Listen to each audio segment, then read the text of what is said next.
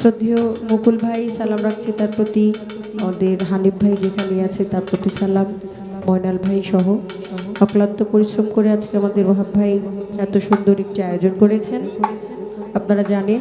আর আমার ওহাব ভাই ভাতিজি একটি অনুরোধের গান আছে, কি জানো, মালায় রাখবো না রাখবো না। আচ্ছা ঠিক আছে, ছোট মানুষ ঘুমিয়ে পড়বে, আমি গানটি আগে গেয়ে দিই, তারপরে পালা পর্বে চলে যাই। এটা একটু ঠিক করো।